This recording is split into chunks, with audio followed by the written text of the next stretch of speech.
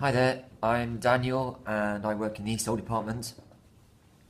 And my experience of being part of the iPod project has been interesting. When I first got the iPad, I was pretty disappointed, didn't really understand what to do with it. It didn't, compared to a desktop or a laptop, it just seemed to have nothing to it. Over time, it's ended up being pretty much essential to my professional life, really.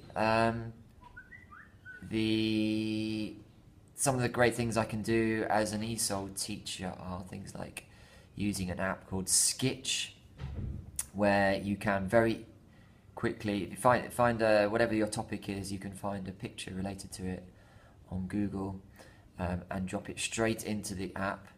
And I then pass the iPad around the classroom, and students can label the picture, what they see in the picture.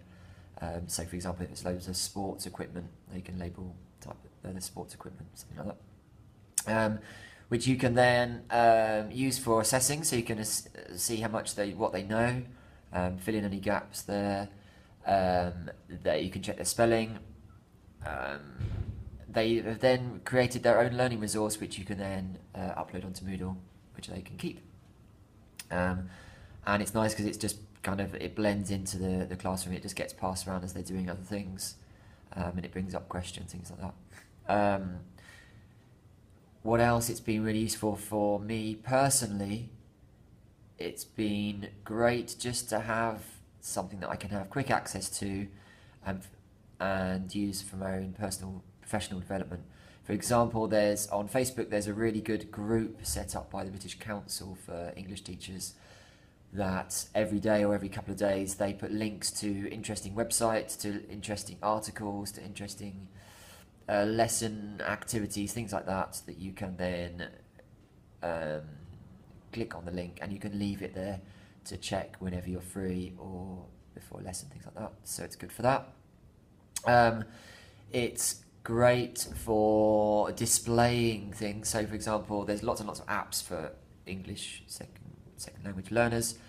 By having them on the iPad, I can show them the app very quickly and easily, especially if it's linked to the whiteboard, which it is in one of my classrooms.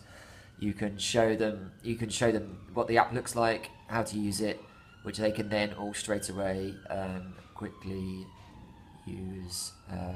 They can quickly download on their own phones. Socrative is great with the iPad because it means you can use Socrative from the iPad, and you can walk around the room and interact with students more, and it means you've got access to the whole classroom rather than having to sit behind a computer. It's been really nice just to be mobile, basically. It's just brilliant. You're free from the desktop. You can use it anytime, any place. You can put it in front of a single learner and show them something on the screen. You can send emails from there. You can look at emails from there.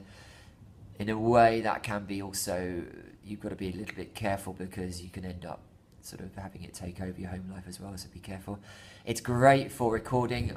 With my ESOL students, I've been working with lower level learners recently, so we do lots of going out into the city to see what's going on out there, which you can then take photos of the things they're doing, and then you can use those, print them off, and get students to add labels to them, and just generally record things. And the students love being able to see that very quickly. So you show something that another teacher used the iPad for. There's some photos they took, and then they added labels.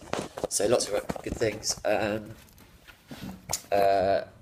One thing I haven't done is to use a lot of the apps that other teachers have used in terms of assessing, in terms of organising, but that's something for the future, hopefully.